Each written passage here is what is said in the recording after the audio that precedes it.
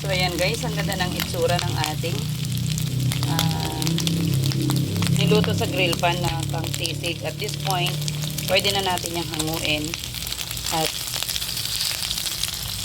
palalamigin bago natin i-slice ng hiwa ng pang sisig. Napatagas pa natin yung kanyang mga oil.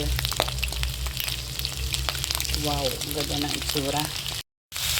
After natin guys napalambot ng 45 minutes, iihaw muna natin siya sa ating grill pan. No need na maglagay tayo ng mantika kasi pusa na yan matiprito ang ating grill pan para avoid din natin yung oil at maglilis pa yung oil na dyan sa ating grill pan. Ayan, ganda.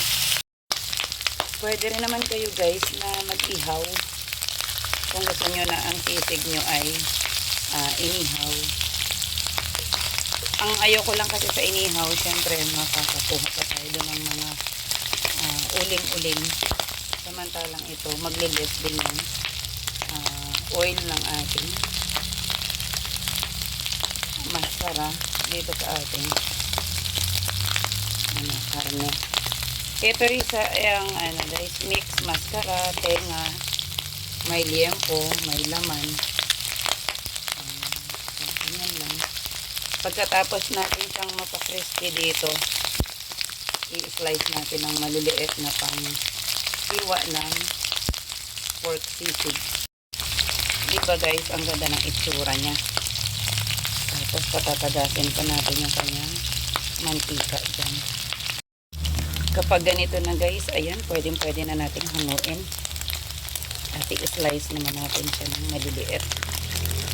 So ayan, palalamigin natin. Ito yung first batch, so may sunod pa tayong batch ng iluluto. Ito yung second batch. Mga tenga ito. Ito guys, ang version ko ng super yummy sisig. Hindi na natin siya iniihaw sa uling, hindi kinikrispy na natin sa grill pan. Kung gusto naman ninyo walang grill pan, yung palit yung kawali, masarap kasi guys yun. Hindi siya nakakasawa kaysa dun sa ihaw, or pwede rin naman ang ihaw, yun yung authentic na sisig.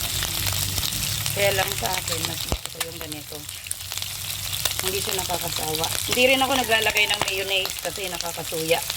Madali kayong maumay sa wow, may background. Madali kayong maumay sa sisig kapag may mayonnaise, pero depende sa inyong panlasa. Wow, done na yung ating second batch. So medyo anuhin pa natin, pa-crispyhin pa natin yung mga part na hindi pa siya crispy. Tapos i-cool down lang natin, tapos i-slice natin ng maninipis na pang sisig. My goodness, the kulog is, this is the earrings. Tenga yan, yung mga malulutong-lutong na yan. Guys, matapos na sana ito kasi takot ako sa kulog. Sa outside ako nag-iihaw sa grill pan dito sa ating dirty catch. So done na to. Takot na ako guys sa kulog.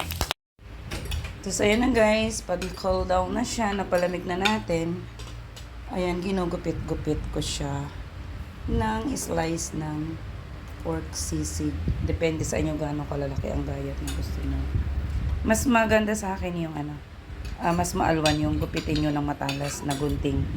So bago naman yung ating gunting at malinis. So ganyan siya. Tatapusin lang natin ang pag-slice. So, ito na guys, na-slice na natin. At ito naman yung ating mga ingredients.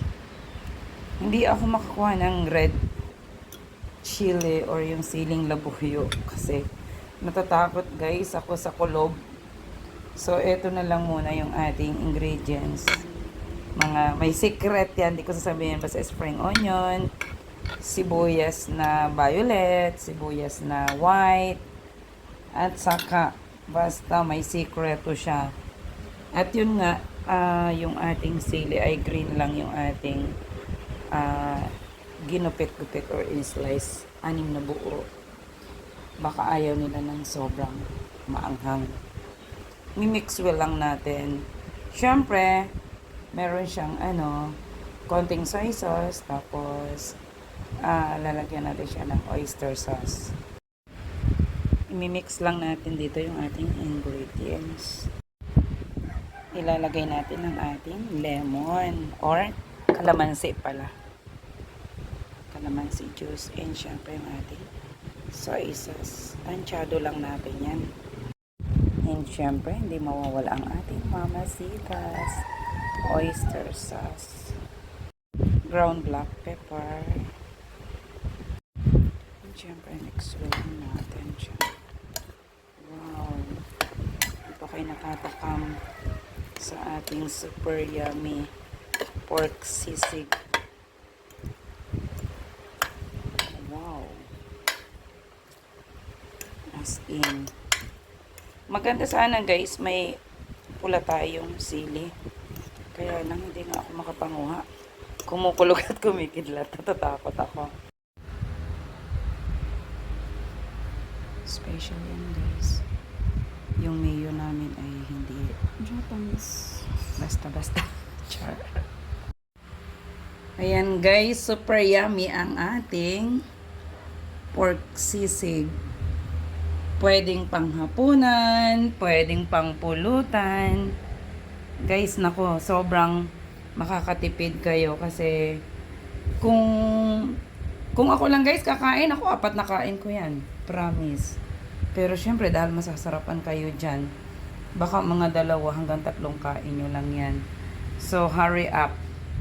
Yan lang ay patikim ko sa inyo. Kaya guys, 3 kilot kalahati lang yung niluto natin. Syempre, kapag luto na siya, kukunti na siya kasi lumiliit siya kapag ating crispy. So, ano pang hinihintay nyo?